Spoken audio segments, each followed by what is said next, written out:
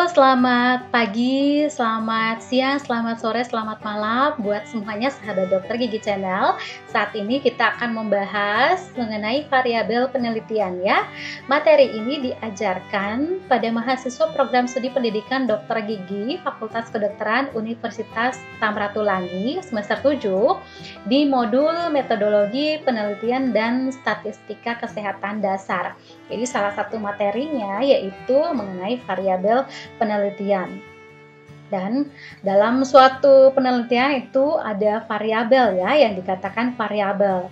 Nah, variabel itu merupakan suatu ciri, sifat, karakteristik atau keadaan yang melekat pada beberapa subjek, orang atau barang yang dapat berbeda-beda intensitasnya, banyaknya atau kategorinya.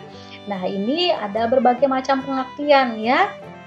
Ada juga yang mengatakan bahwa variabel itu merupakan suatu karakteristik yang dapat diukur dari orang, objek, atau peristiwa yang sedang diteliti, dan juga merupakan karakteristik suatu individu atau objek yang bisa diamati.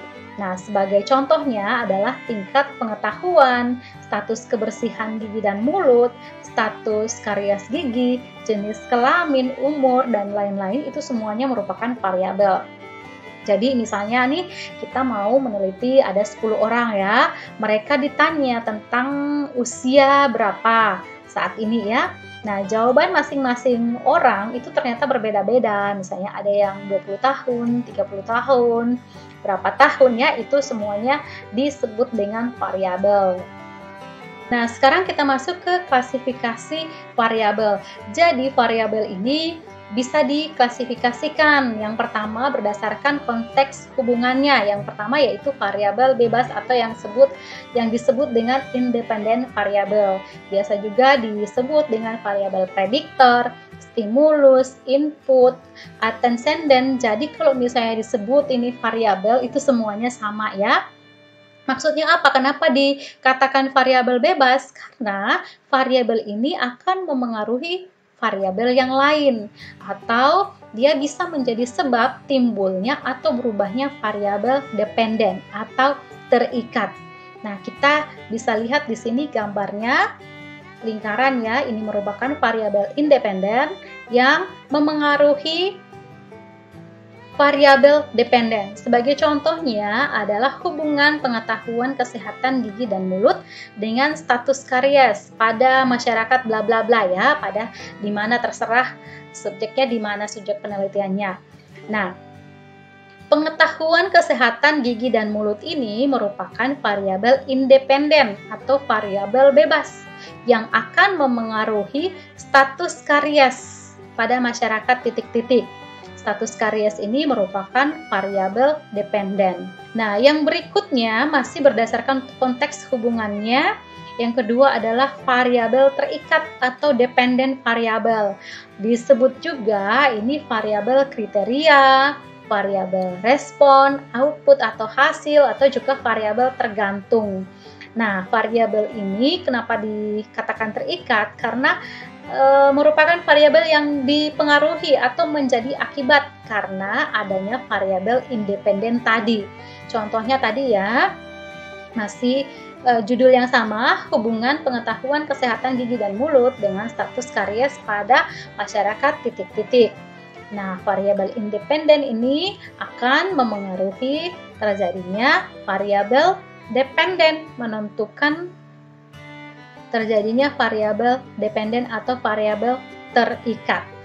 Nah, kedua tipe variabel ini, variabel bebas dan variabel terikat, dependen dan independen, itu merupakan kategori variabel penelitian yang paling sering digunakan ya dalam penelitian karena mempunyai aplikasi yang sangat luas, dan bentuk hubungan antara variabel terikat dengan variabel bebas ini bisa merupakan hubungan korelasi atau bisa juga merupakan hubungan sebab akibat. Nah, sahabat Dokter Gigi Channel, hubungan antara variabel independen dengan variabel dependen itu kemungkinan bisa juga dipengaruhi oleh variabel-variabel lainnya, misalnya saja variabel moderator. Nah, variabel moderator ini bisa memperkuat atau memperlemah hubungan antara variabel independen atau bebas dan juga variabel dependen. Jadi, variabel moderator ini merupakan tipe variabel yang mempunyai pengaruh terhadap sifat atau hara hubungan antar variabel ya. Variabel moderator kita bisa bilang variabel pihak ketiga yang memodifikasi antara variabel bebas ini dengan variabel tergantung. Jadi letaknya di sini ya. Ini variabel bebas akan memengaruhi variabel tergantung, dan variabel moderator ini bisa memperkuat atau memperlemah hubungan antara variabel independen dengan dependen. Contohnya adalah penghasilan seseorang akan mempengaruhi gaya hidup seseorang, tetapi itu juga dipengaruhi oleh budaya lingkungan. Nah, budaya lingkungan di sini merupakan variabel moderator, bisa memperkuat atau memperlemah hubungan antara penghasilan dengan gaya hidup tadi. Nah, selain variabel moderator, ada juga yang dikatakan dengan variabel intervening atau mediasi atau variabel antara. Jadi, variabel ini bisa memengaruhi hubungan antara variabel independen dengan variabel dependen, ya. Nah, hubungannya menjadi hubungan tidak langsung dan tidak bisa diamati serta diukur. Jadi, variabel intervening atau mediasi kita bisa gambarkan seperti ini ya. Di sini letaknya variabel independen atau variabel bebas, lalu variabel mediator atau mediasi, dan akan memengaruhi secara tidak langsung variabel independen ini ke variabel dependen, atau gambarnya juga bisa seperti ini ya. Nah, sebagai contoh di sini adalah penghasilan itu bisa memengaruhi gaya hidup, sedangkan gaya hidup seseorang selanjutnya akan memengaruhi harapan hidup. Jadi, karena ada variabel gaya hidup ini, maka hubungan yang terjadi antara penghasilan atau X ya ke harapan hidup ini menjadi hubungan yang tidak langsung karena diperantarai oleh variabel gaya hidup ini.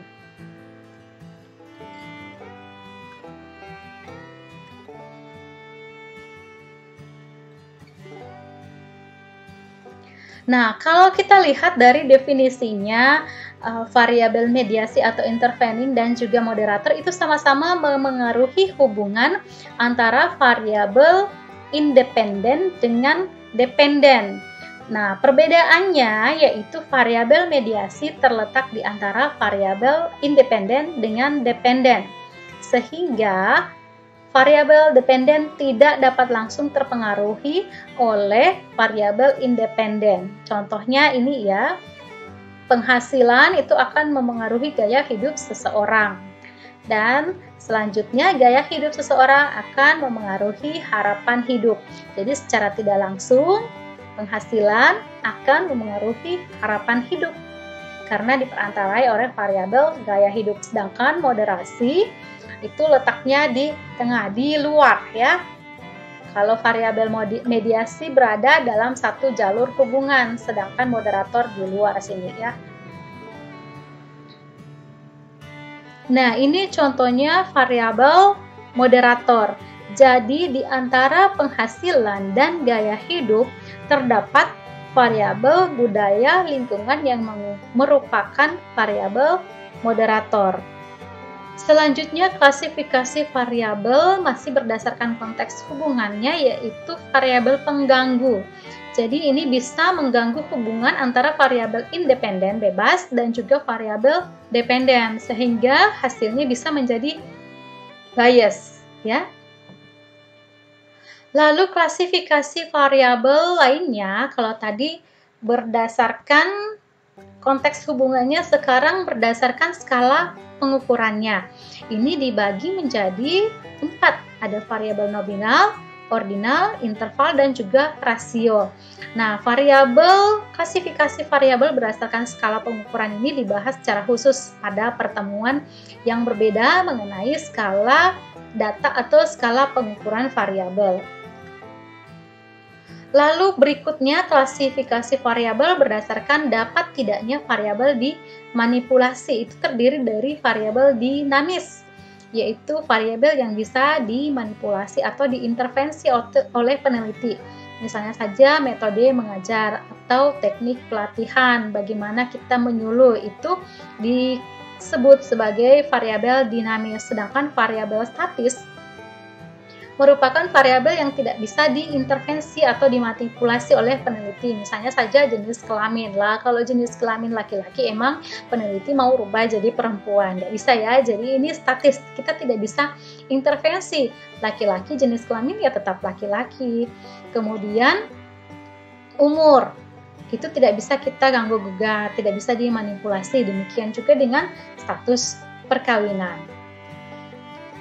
Nah, demikian materi tentang variabel penelitian kali ini. Semoga bisa bermanfaat dan terima kasih sudah menonton video ini. Sampai jumpa di materi berikutnya.